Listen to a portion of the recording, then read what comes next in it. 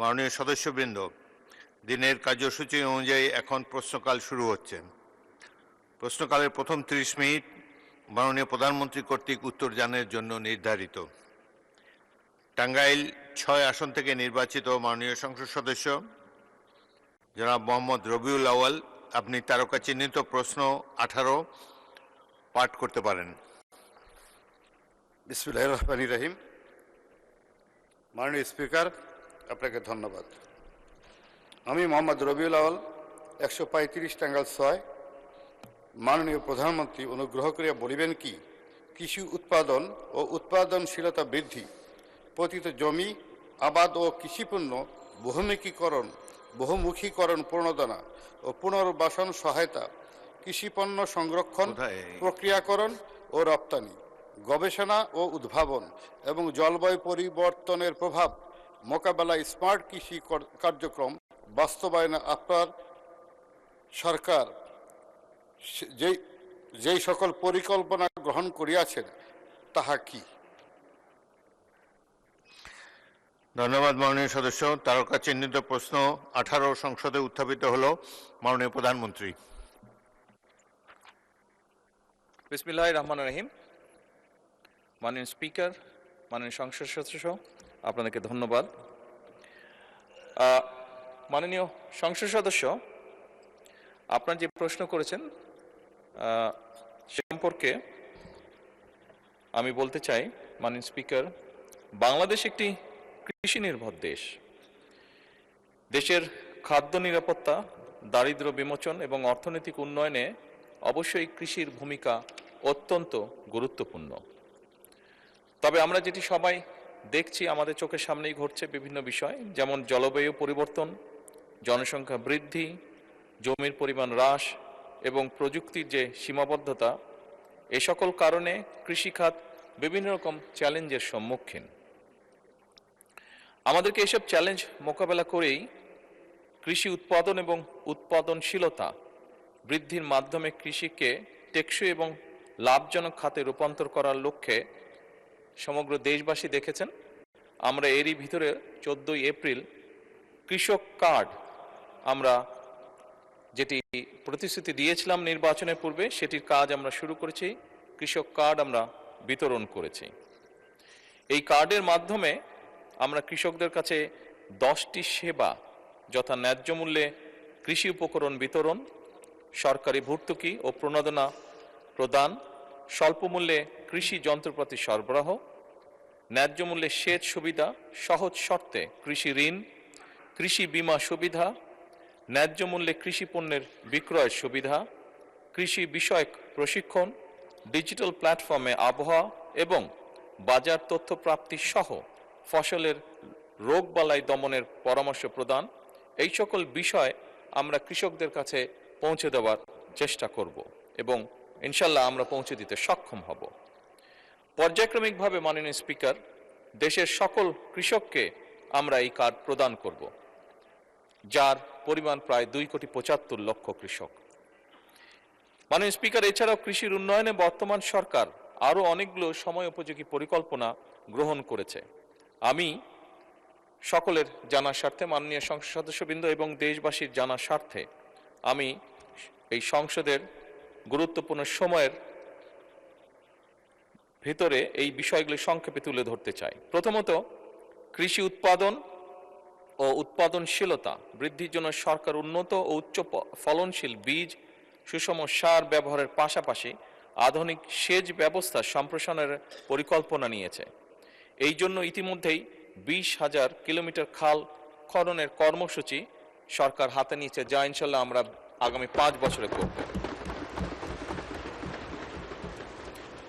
কৃষি যন্ত্র কিরণের ভর্তুকি প্রদান করে ট্রাক্টর, হারভেস্টার, রিপার সহ বিভিন্ন যন্ত্রপাতি কৃষকদের কাছে সহজলভ্য করার পরিকল্পনা বর্তমান সরকারের রয়েছে। মাননীয় স্পিকার, পতিত জমি আবাদের আওতায় আনা এবং জমির সর্বোত্তম ব্যবহার নিশ্চিত করার জন্য ক্রপ জোনিং পদ্ধতি চালু করা হয়েছে। এর মাধ্যমে নির্দিষ্ট অঞ্চলের মাটি, আবহাওয়া ও পরিবেশ উপযোগী ফসল নির্ধারণ করা হয়। তার ফলে জমির অপচয় কমে এবং ফসলের উৎপাদন বৃদ্ধি পায়। একই সাথে পতিত জমি চিহ্নিত করে সেগুলিকে আবাদের আওতায় আনার জন্য বিভিন্ন কর্মসূচি গ্রহণ করা হয়েছে। যেমন খাল খনন কর্মসূচির মাধ্যমে ভূ-উপরিস্থ পানির ব্যবহার বৃদ্ধির মাধ্যমে পতিত জমি কৃষির আওতায় আনার উদ্যোগ গ্রহণ করা হয়েছে মাননীয় স্পিকার। এছাড়াও সিলেট অঞ্চলে পতিত জমি সহ চরাঞ্চলের পতিত জমি চাষাবাদের আওতায় আনার জন্য বিশেষ প্রকল্পের মাধ্যমে ব্যবস্থা গ্রহণ করা হচ্ছে। মাননীয় স্পিকার, কৃষি পণ্যের বহুমুখীকরণে সরকার বিশেষ গুরুত্ব দিচ্ছে। একসময় ধান নির্ভর কৃষি ব্যবস্থা এখন ধীরে ধীরে ফল, সবজি, ডাল, তেল, বীজ, মশলা, ফুল চাষ খাতে সম্প্রসারণ করার জন্য সরকার বিভিন্ন ব্যবস্থা গ্রহণ করছে। মাননীয় স্পিকার, কৃষকদের জন্য প্রণোদনা ও সহায়তা কার্যক্রম স্বচ্ছ ও জবাবদিহিমূলক করার জন্য কৃষক কার্ডের মাধ্যমে কৃষকদের বীজ, সার, কৃষিযন্ত্র ক্রয় সহ বিভিন্ন খাতে ভর্তুকি প্রদান করা হবে ইনশাল্লাহ। তাছাড়া কৃষকদের জন্য স্বল্প সুদের কৃষি ঋণ এবং ফসল বীমা করার উদ্যোগ গ্রহণ করার পরিকল্পনা আমাদের রয়েছে। মাননীয় স্পিকার, প্রাকৃতিক দুর্যোগে ক্ষতিগ্রস্ত কৃষকদের পুনর্বাসনের জন্য বিশেষ সহায়তা কার্যক্রম গ্রহণ করা হচ্ছে। দেশের ভূমিহীন, প্রান্তিক ও ক্ষুদ্র চাষীদের কল্যাণে প্রতি অর্থ বছর কৃষি মন্ত্রণালয়ের বাজেটের কৃষি পুনর্বাসন সহায়তা খাতে অর্থ বরাদ্দ প্রদান করা হয়। চলতি 2025-2026 অর্থ বছরে কৃষি পুনর্বাসন সহায়তা খাতে 700 কোটি টাকা বরাদ্দ রয়েছে। মাননীয় স্পিকার, উক্ত বরাদ্দ হতে ক্ষুদ্র প্রান্তিক কৃষকদের বিনামূল্যে বীজ, সার ও অন্যান্য কৃষি উপকরণ বিতরণ বাবদ 401 কোটি 60 লক্ষ টাকা ছাড় করা হয়েছে। এর মধ্যে মাননীয় স্পিকার, এতে করে 25,22,000 ক্ষুদ্র প্রান্তিক কৃষক উপকৃত হয়েছে। মাননীয় স্পিকার, কৃষি পণ্য সংরক্ষণের লক্ষ্যে আধুনিক কোল্ড স্টোরেজ ও গুদাম নির্মাণ করা হচ্ছে। এছাড়া ফল ও সবজি সংরক্ষণের জন্য মিনি কোল্ড স্টোরেজ স্থাপন এবং পেঁয়াজ সংরক্ষণের জন্য এয়ার ফ্লো মেশিন বিতরণের উদ্যোগ গ্রহণ করা হয়েছে প্রায় 7,000। কৃষি পণ্যের রফতানির লক্ষ্যে উত্তরাঞ্চলে কৃষি পণ্য রফতানি অঞ্চল প্রতিষ্ঠা এবং ক্রয় কেন্দ্র স্থাপনের পরিকল্পনা বর্তমান সরকার নিয়েছে। মাননীয় স্পিকার, কৃষি গবেষণা উদ্ভাবনে সরকার ব্যাপক গুরুত্ব দিচ্ছে। বিভিন্ন গবেষণা প্রতিষ্ঠান যেমন বাংলাদেশ কৃষি গবেষণা ইনস্টিটিউট বারি, বাংলাদেশ ধান গবেষণা ইনস্টিটিউট ব্রি, বাংলাদেশ পরমাণু কৃষি গবেষণা ইনস্টিটিউট বিনা, এই সকলের মাধ্যমে অধিক ফলনশীল, রোগ প্রতিরোধী এবং স্বল্পমেয়াদী নতুন জাতের ফসল উদ্ভাবনের উদ্যোগও সরকার গ্রহণ করছে। মাননীয় স্পিকার, বিশেষ করে জলবায়ু সহনশীল ফসল উদ্ভাবনে জোর দেওয়া হচ্ছে, যাতে করে পরিবর্তিত পরিবেশেও কৃষি উৎপাদন বজায় থাকে। মাননীয় স্পিকার, জলবায়ু পরিবর্তনের প্রভাব মোকাবেলায় ক্লাইমেট স্মার্ট কৃষি বাস্তবায়ন করার পরিকল্পনা রয়েছে বর্তমান সরকারের। লবণাক্ততা, খরা ও বন্যা সহ সহনশীল ফসল চাষ, পানি ব্যবস্থার উন্নয়ন এবং টেকসই কৃষি প্রযুক্তি ব্যবহারের মাধ্যমে কৃষিকে পরিবেশ বান্ধব করা, কম সেচ, কম রাসায়নিক সার ও কম কীটনাশক প্রয়োগের মাধ্যমে ফসল উৎপাদন, প্রিপেইড মিটার স্থাপন এবং সেচের অল্টারনেট ওয়েটিং অ্যান্ড ড্রাইং পদ্ধতির মাধ্যমে খরাপ্রবণ অঞ্চলে ভূগর্ভস্থ পানির ব্যবহার কমিয়ে পরিবেশের ভারসাম্য রক্ষা, মোবাইল অ্যাপ যেমন খামারি অ্যাপস ব্যবহার করে স্থানভিত্তিক উপযুক্ত ফসল চাষ করে সেচ, সার-সহ অন্যান্য উপকরণের সর্বোত্তম ব্যবহার, প্রিসিশন এগ্রিকালচার ইত্যাদির জন্য উদ্যোগ গ্রহণ করা হচ্ছে। মাননীয় স্পিকার, ধন্যবাদ। মাননীয় সদস্য জনাব রবিউল আউয়াল একটি সম্পূরক প্রশ্ন করতে পারেন। বিসমিল্লাহির রহমানির রহিম। মাননীয় স্পিকার, আপনাকে ধন্যবাদ। আসলে বাংলাদেশ কৃষি নির্ভরশীল দেশ, কৃষি নির্ভরতাই আমাদের মূল। এই দেশকে উপলক্ষ করে জমি সংক্রান্ত ব্যাপারে কিছু কথা বলতে চাই। মাননীয় প্রধানমন্ত্রী, আপনি একটু মনোযোগ সহকারে লক্ষ্য করবেন। আমরা যত উপকরণই দিই, যত ওষুধই দিই, বাংলাদেশে ধীরে ধীরে যে হারে জনসংখ্যা বেড়ে উঠছে, আজকে 20 কোটি লোকের সংখ্যা হয়ে দাঁড়িয়েছে, কিন্তু জমির সংখ্যা বাংলাদেশে বৃদ্ধি পায়নি। তাই মাননীয় সদস্য সরাসরি প্রশ্ন করেন। আমি সয়েল টেস্টের ব্যাপারে বিভিন্ন যে জায়গায় যে কথা হচ্ছে উন্নয়নের ক্ষেত্রে, সেই ক্ষেত্রে আমাদের জনাব তারেক রহমান যে নীতিমালা দিয়েছেন তাকে সাধুবাদ জানাই। আমি জনাব তারেক রহমানের বর্তমান প্রধানমন্ত্রী বাংলাদেশের গণ উন্নয়নের লক্ষ্য নিয়ে যিনি কাজ করছেন, বিশেষ করে কৃষি নির্ভরতা, তাকেও ধন্যবাদ জানাই। ইনশাআল্লাহ যে নীতিমালা উনি প্রয়োগ করেছেন সেই ক্ষেত্রে উনি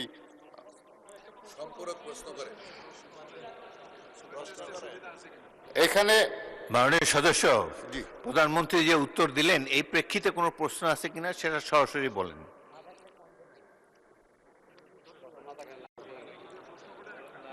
আমি আপনাকে ধন্যবাদ জানাচ্ছি এবং মাটির উর্বরতার ক্ষেত্রে কোনো সয়েল টেস্টের মাধ্যমে যদি কিছু করা যায় সেই ক্ষেত্রে কোনো ভূমিকা আছে কিনা। ধন্যবাদ আপনাকে। মাননীয় প্রধানমন্ত্রী। মাননীয় সংসদ সদস্য, আপনার সম্পর্ক প্রশ্নের জন্য ধন্যবাদ। মাটির উর্বরতা বৃদ্ধির একটি পরিকল্পনা সরকার গ্রহণ করছে। আপনি জানেন যে বিভিন্ন স্পিকার, কেমিক্যাল সার ব্যবহার করার ফলে আমাদের অনেক জায়গায় মাটির উর্বরতা কমে গিয়েছে এবং সেই জন্যই মাটির বিভিন্ন বিষয় টেস্ট করার মাধ্যমে আমরা ন্যানো সারের প্রয়োগ বৃদ্ধি করতে চাচ্ছি, দেশে প্রচলনটা তৈরি করতে চাচ্ছি, যাতে করে সারের খরচও কমে এবং মাটির যে উর্বরতা শক্তি সেটি নষ্ট না হয়। এবং একই সাথে আরেকটি বিষয় আছে, বিভিন্ন জায়গায় মাটির যে উর্বরতা নষ্ট হয়ে যাওয়ার কারণে চুনের ব্যবহার করার মাধ্যমে মাটির উর্বরতা বৃদ্ধি করা সম্ভব, রাসায়নিক যে ক্রিয়াটি থাকে সেটিকে নিউট্রালাইজ করা সম্ভব, সেই উদ্যোগও গ্রহণ করছে সরকার। ধন্যবাদ। মাননীয় সদস্য মাসুম মুস্তফা, নেত্রকোনা 5।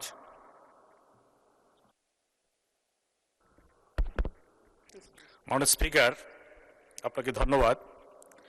আমি মাননীয় প্রধানমন্ত্রীর কাছে বিনয়ের সাথে জানতে চাই, কৃষি, কৃষক, কৃষি শ্রমিক, কৃষি বাংলাদেশের মেরুদণ্ড, অর্থনীতির মেরুদণ্ড। কৃষকের জন্য মাননীয় প্রধানমন্ত্রী ইতিমধ্যে কৃষক কার্ড চালু করেছেন, এজন্য ধন্যবাদ জানাই। কৃষি শ্রমিকদের জন্য, তাদের অর্থনৈতিক সমৃদ্ধির জন্য, তাদের ভাগ্য উন্নয়নের জন্য বিশেষ কোনো পরিকল্পনা নেবেন কিনা। ধন্যবাদ মাননীয় স্পিকার আপনাকে। মাননীয় প্রধানমন্ত্রী। মাননীয় সংসদ সদস্য, আপনাকে ধন্যবাদ। কৃষি শ্রমিক যারা আছেন, আমি বলেছি আমার মূল বক্তব্য উপস্থাপনের সময় আমি বলেছি যে প্রান্তিক কৃষক যারা আছেন তাদেরকে আমরা এই কৃষক কার্ড সহায়তার মধ্যে নিয়ে এসেছি এবং প্রান্তিক কৃষক বা একদম ক্ষুদ্র কৃষক যারা আছেন তাদেরকে সহায়তা যেটা আমরা দিচ্ছি সেইটার ভেতর দিয়েই আমরা কৃষি শ্রমিক যারা আছে তাদেরকে আমরা সহায়তা পৌঁছে দিতে চেষ্টা করব। তাদেরকে যেই কৃষক কার্ডের মাধ্যমে আমরা যেই অর্থনৈতিক সহযোগিতা করছি সেখান থেকেই একদম শ্রমিক যারা আছেন তারাও সেই সহযোগিতার অংশীদার হবেন। ধন্যবাদ। পরবর্তী প্রশ্ন, তারকা চিহ্নিত প্রশ্ন 19, কুমিল্লা 9 থেকে নির্বাচিত সংসদ সদস্য মোহাম্মদ আবুল কালাম। আপনি প্রশ্নটি উত্থাপন করুন। বিসমিল্লাহির রহমানির রহিম। মাননীয় স্পিকার, আপনাকে ধন্যবাদ। মাননীয় স্পিকার, মাননীয় প্রধানমন্ত্রী কর্তৃক মৌখিক উত্তরদানের জন্য মাননীয় প্রধানমন্ত্রী বরাবর আমার তারকা চিহ্ন প্রশ্ন নং 19 মহান জাতীয় সংসদে উত্থাপন করছি। মাননীয় প্রধানমন্ত্রী অনুগ্রহ করিয়া বলিবেন কি, ক, একটি উন্নত, সমৃদ্ধ, মর্যাদাশীল বাংলাদেশ গড়িয়া তুলিতে বর্তমান সরকারের কোনো উদ্যোগ গ্রহণ করিয়াছে কিনা, এবং খ, ক প্রশ্নের উত্তর যদি হ্যাঁ সূচক হয় তাহা কি। মাননীয় স্পিকার, আপনাকে ধন্যবাদ। মাননীয় প্রধানমন্ত্রী। মাননীয় সংসদ সদস্য, আপনাকে ধন্যবাদ আপনার প্রশ্নের জন্য। আপনি যে প্রশ্নটি করেছেন, প্রথম যে শব্দ দুটি ব্যবহার করেছেন, উন্নত ও মর্যাদাশীল, অবশ্যই আমরা নির্বাচনের আগে জনগণের সামনে একটি ম্যানিফেস্টো উপস্থাপন করেছিলাম এবং সেই ম্যানিফেস্টোর মূল লক্ষ্যই ছিল একটি উন্নত এবং সমৃদ্ধশীল বাংলাদেশ, উন্নত, সমৃদ্ধশীল, মর্যাদাশীল বাংলাদেশ গঠন করার, এবং সেটির জন্যই বাংলাদেশের মানুষ এই ম্যানিফেস্টো গ্রহণ করেছে বলেই বাংলাদেশ জাতীয়তাবাদী দল সরকার গঠনে সক্ষম হয়েছে।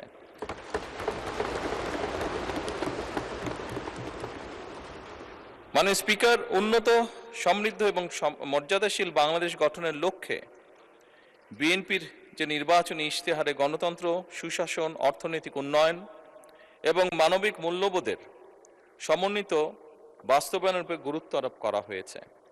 এতে অবাধ ও সুষ্ঠু নির্বাচন, প্রশাসনিক স্বচ্ছতা ও জবাবদিহিতা নিশ্চিত করার পাশাপাশি অবশ্যই আইনের শাসন, মানবাধিকার ও মত প্রকাশের স্বাধীনতা প্রতিষ্ঠার কথা বলা হয়েছে।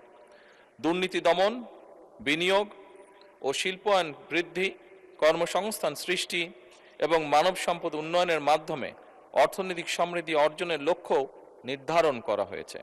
একই সঙ্গে শিক্ষা, স্বাস্থ্য, কৃষি ও সামাজিক সুরক্ষা খাতে উন্নয়ন জোরদার করে অন্তর্ভুক্তিমূলক ও বৈষম্যহীন সমাজ গঠনের উপরে বিশেষ গুরুত্ব আরোপ করা হয়েছে।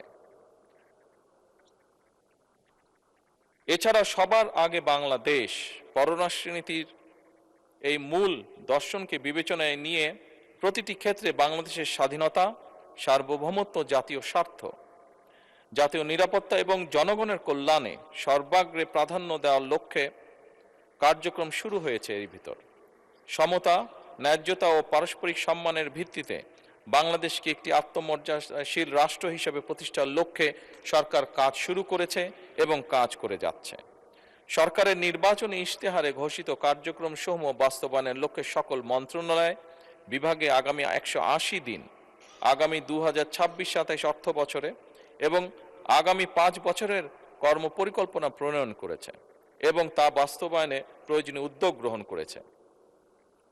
মাননীয় স্পিকার, আগামী 5 বছরে ইনশাল্লাহ 20,000 কিলোমিটার খাল ও নদী খনন এবং পুনর্খননের কার্যক্রম, প্রান্তিক ও নিম্ন আয়ের পরিবারের জন্য ফ্যামিলি কার্ড প্রদান, কৃষি উন্নয়নে কৃষকদের জন্য কৃষক কার্ড, মসজিদ, মন্দির, বৌদ্ধ বিহার, প্যাগোডা ও গির্জা চার্চে কর্মরত ধর্মীয় গুরু ব্যক্তিবর্গের জন্য সম্মানী ও উৎসব ভাতা, ক্রীড়াবিদদের জন্য ক্রীড়া কার্ড ও ভাতা প্রদান, 5 বছরে 25 কোটি বৃক্ষরোপণ কর্মসূচি, 10,000 টাকা পর্যন্ত কৃষি ঋণ সুদ মওকুফ সহ ইত্যাদি। এছাড়াও সারা দেশের শহর ও গ্রাম অঞ্চলে খেলার মাঠ নির্ধারণ ও অবকাঠামো উন্নয়ন, হেলথ কার্ডের মাধ্যমে চিকিৎসা সেবা প্রদান, 5 লক্ষ সরকারি কর্মচারী নিয়োগের পরিকল্পনা এবং এই অর্থ বছরে প্রাথমিক বিশ্ববিদ্যালয় ইনশাল্লাহ 2 লক্ষ শিশুদের মাঝে বিনামূল্যে স্কুল ড্রেস, শুধু স্কুল ড্রেসই নয়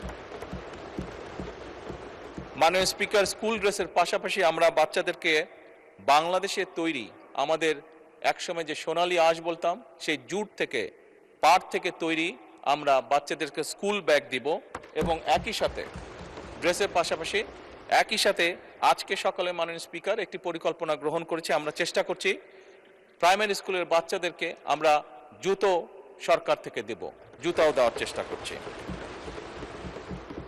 মাননীয় স্পিকার, এই সকল উদ্যোগ আমরা বাস্তবায়নের চেষ্টা করছি একটি উন্নত, সমৃদ্ধ এবং মর্যাদাশীল বাংলাদেশ গড়ে তুলতে। ধন্যবাদ।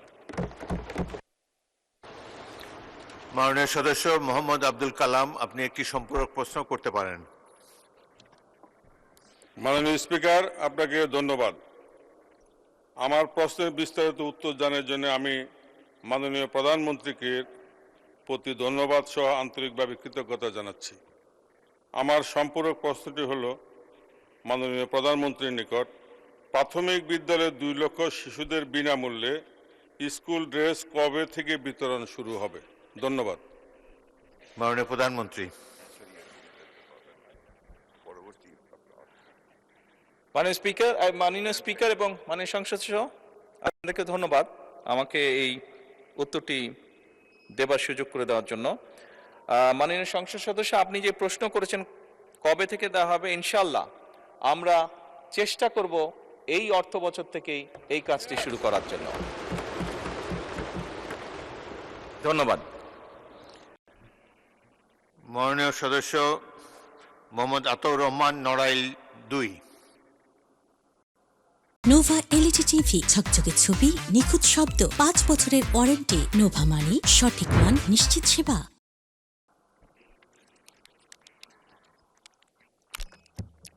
আসসালামু আলাইকুম। মাননীয় স্পিকার, আপনাকে ধন্যবাদ।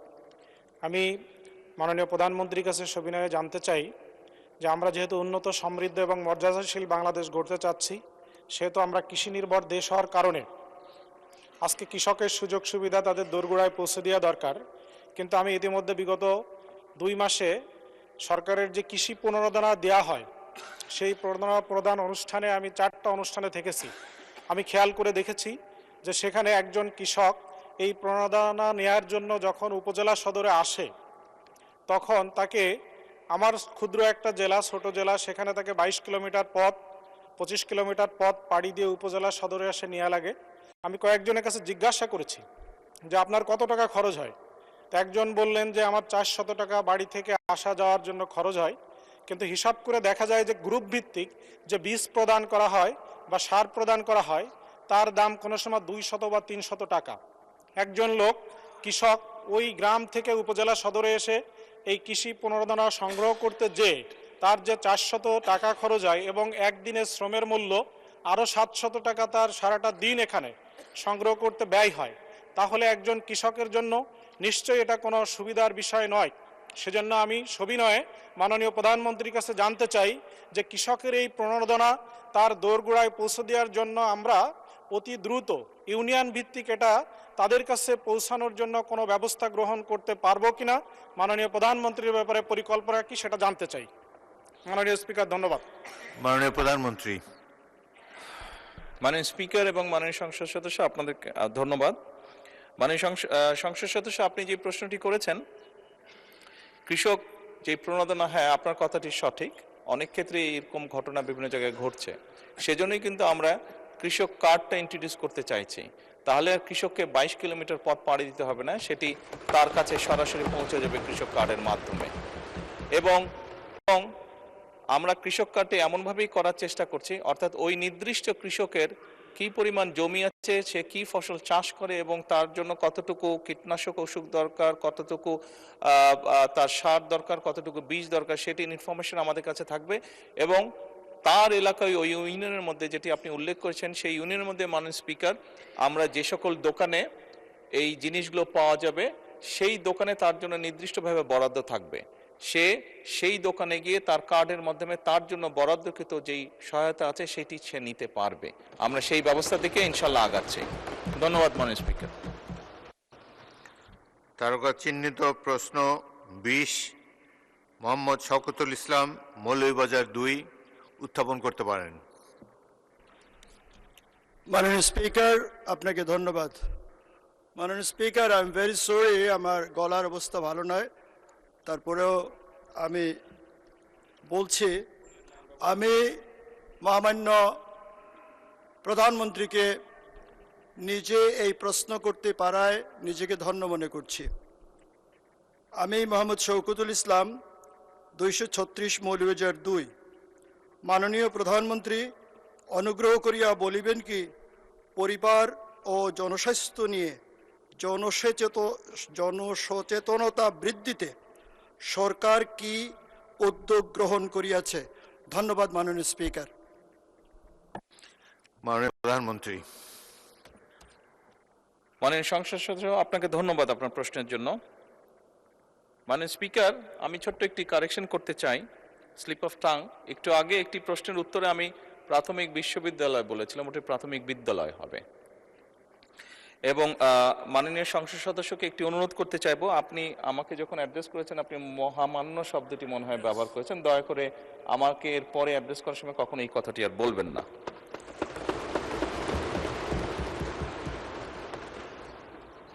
মাননীয় স্পিকার, পরিবার এবং জনস্বাস্থ্য বিষয়ে জনসচেতনতা বৃদ্ধি করার জন্য বর্তমান সরকার নানাবিধ কার্যক্রম গ্রহণ করেছে।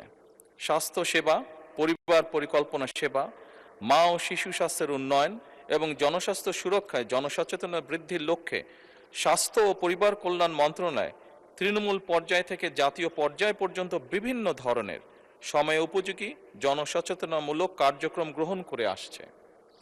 এই মন্ত্রণালয়ের অধীনে বিভিন্ন হাসপাতাল, স্বাস্থ্য সেবা কেন্দ্র, ইউনিয়ন স্বাস্থ্য ও পরিবার কল্যাণ কেন্দ্র এবং মা ও শিশু কল্যাণ কেন্দ্র, কমিউনিটি ক্লিনিকের মাধ্যমে সারা দেশে স্বাস্থ্য সেবা, পরিবার পরিকল্পনা সেবা, মা শিশু স্বাস্থ্য সেবা, প্রসব পর্ব সেবা, নিরাপদ প্রাতিষ্ঠানিক প্রসব, প্রসব পরবর্তী সেবা, পুষ্টি সেবা প্রদান সহ নানাবিধ সেবা দিয়ে আসছে।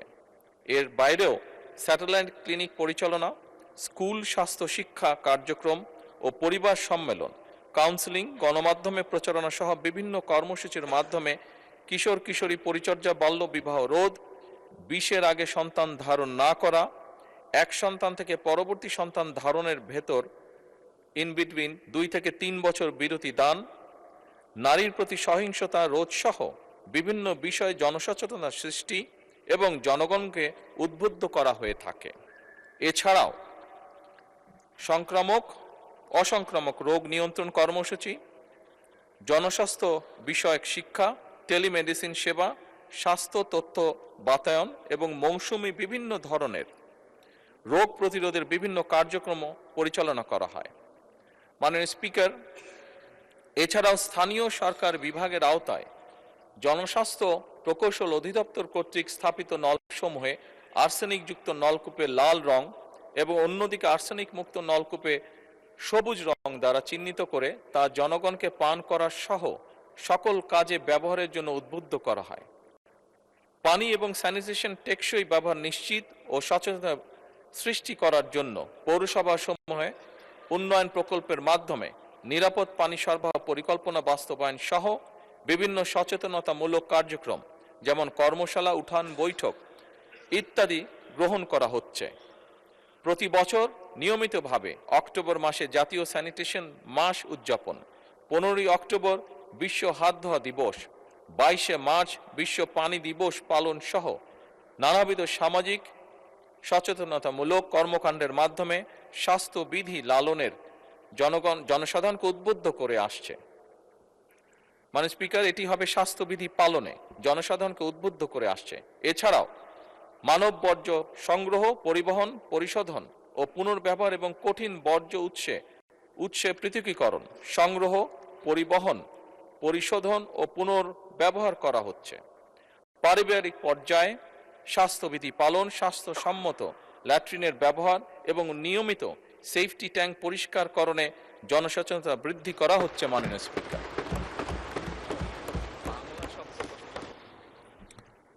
মাননীয় সদস্য মোহাম্মদ শওকতুল ইসলাম একটি সম্পূরক প্রশ্ন করতে পারেন। মাননীয় প্রধানমন্ত্রী, আমি সবিনয়ে জানতে চাই, আরবান এলাকায় অনেক নতুন ভবন ব্যবহার হয় না, এগুলি স্বাস্থ্যসেবা খাতে নিয়ে ভবনগুলো ব্যবহারের উদ্যোগ নেবেন কিনা? ধন্যবাদ মাননীয় স্পিকার।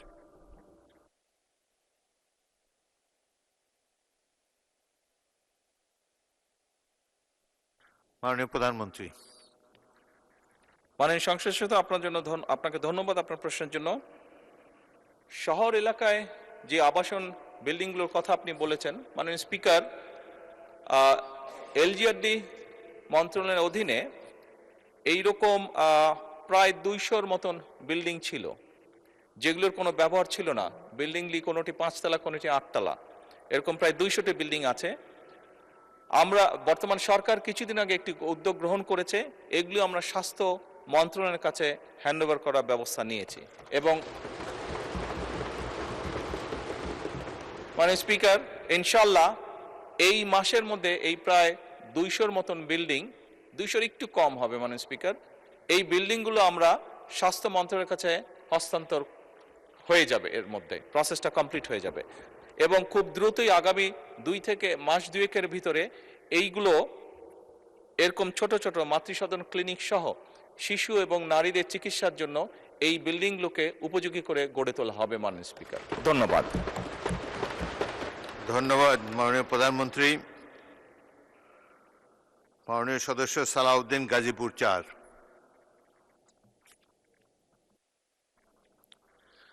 মাননীয় স্পিকার, আপনাকে ধন্যবাদ।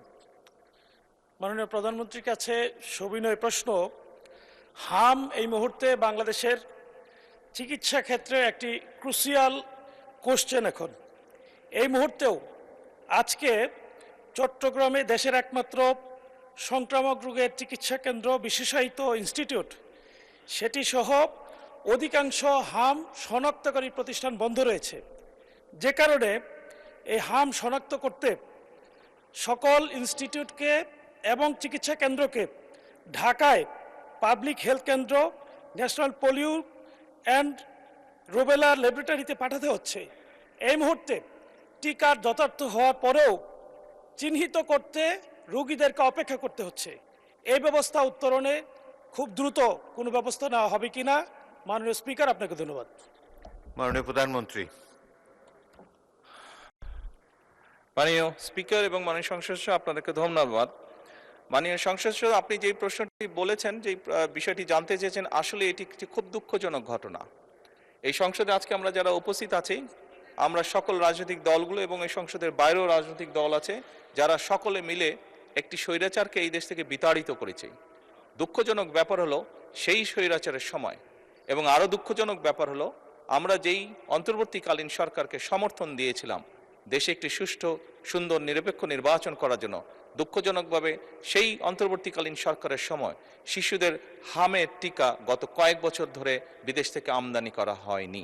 এবং স্বাভাবিকভাবেই যখন এই সমস্যাটি দেখা দেয় খুব দ্রুততার সাথে, এখানে আমাদেরকে বলতেই হবে মাননীয় স্পিকার, ইউনিসেফ আমাদেরকে, বাংলাদেশকে অনেক হেল্প করেছে এই ব্যাপারে। দ্রুত তারা হামের যে ভ্যাকসিনেশন সেটি খুব দ্রুততার সাথে পাঠিয়েছে, যার ফলে আমরা ওষুধগুলো পেয়েছি এবং প্রায় 2 কোটি শিশুকে এই হামের ভ্যাকসিনেশন আমরা দিব। মাননীয় সংসদ সদস্য, আপনি যে প্রশ্নটি করেছেন যে টেস্ট করার যে কিটটি, এটির স্বল্পতা রয়েছে, সঠিক, এটির ব্যাপারেও সরকার কাজ করছে। এর মধ্যে অনেক কিট এসে পৌঁছেছে, খুব সম্ভবত একটি কিট দিয়ে বোধহয় 3টি শিশুকে টেস্ট করা সম্ভব হয়, 3টি টেস্ট করা যায় একটি কিট দিয়ে। কিছু কিট এই মুহূর্তে খুব সম্ভবত ঢাকার কাস্টমসে আছে, এয়ারপোর্টে আছে, সেগুলো আমরা দ্রুত ছাড় করানোর ব্যবস্থা ইনশাল্লাহ করছি। দুঃখজনক, আমরা অনেকগুলো শিশুর প্রাণ ঝরে গিয়েছে, আমাদের মাঝে থেকে চলে গিয়েছে, বাট সামনে আমরা চেষ্টা করছি যাতে আমরা এই পুরো সিচুয়েশনটাকে ম্যানেজ করতে পারি, সেই ব্যবস্থা গ্রহণ করেছে সরকার। ধন্যবাদ মাননীয় স্পিকার। ধন্যবাদ মাননীয় প্রধানমন্ত্রী। মাননীয় সদস্যবৃন্দ, মাননীয় প্রধানমন্ত্রীর জন্য নির্ধারিত প্রশ্ন জিজ্ঞাসা ও উত্তর পর্ব এখানে শেষ হলো। দিনের কার্যসূচি ভিত্তিক অন্যান্য মাননীয় মন্ত্রীগণের জন্য নির্ধারিত প্রশ্ন জিজ্ঞাসা ও উত্তর টেবিলে উপস্থাপিত হলো। ইয়েস, মাননীয় চিফ হুইপ। সকল মাননীয় সদস্যদের অধিকার রক্ষার কারণে আমি একটি প্রশ্ন করতে চেয়েছিলাম, তা করিনি। মাননীয় প্রধানমন্ত্রী যেহেতু সংসদে উপস্থিত আছেন, একটি বিষয় আমাদের সকল সংসদ সদস্যদের যেটি একটি জানার বিষয় আছে, মাননীয় প্রধানমন্ত্রী এই বিষয়ে একটু দৃষ্টি দেবেন। এই কারণে ফ্যাসিস্ট সরকারের আমলে সারা বাংলাদেশে সর্বত্র যে সার প্রয়োগের যে ডিলার নিয়োগ করা হয়েছে, সেই ডিলার এখনও বাস্তবে বহাল তবিয়তে আছে, এবং সেই ডিলারদের মাধ্যমে এটা সকল মাননীয় ফ্যাসিস্ট আমলে যে ডিলার নিয়োগ করা হয়েছে, এইটা মাননীয় প্রধানমন্ত্রী বিষয়ে হয়তো নিশ্চয়ই খেয়াল করেছেন ইতিমধ্যে। কাজে এই ব্যাপারে আমরা চাই যে এখন ডিলার যারা বিগত দিনে ছিলেন, তারা অনেকে সার উত্তোলন করেন না এবং আর্টিফিশিয়াল ক্রাইসিস তৈরি করার চেষ্টা করছেন। কাজে এটা কোনো বিধিতে নাই। এটা প্রশ্ন মাননীয় প্রধানমন্ত্রীর কাছে ওই সময় করি নাই, না প্রশ্নোত্তর পর্বে করি নাই। মাননীয় প্রধানমন্ত্রী সামনে আছেন, এটা সকল হাউজের সকলেরই বোধহয় এটা প্রত্যাশা, সেই ডিলার নিয়োগ বাতিল করে নতুন করে ডিলার নিয়োগ করা হোক, যাতে ওই ফ্যাসিস্টটা বিতরিত হয় এবং কৃষকরা রিয়েলি ন্যায্য মূল্যে সার পায়। মাননীয় প্রধানমন্ত্রীর কাছে এটা প্রশ্ন করতে চাই না, মানে এটা তার কাছে একটা সাজেশন চাই, এরকম কি করতে পারেন তিনি সকল দেশের জন্য। মাননীয় চিফ হুইপ, প্রশ্ন মাননীয় প্রধানমন্ত্রীর উত্তর দানের পর্ব শেষ, সুতরাং এখন আর এটার কোনো সুযোগ নাই।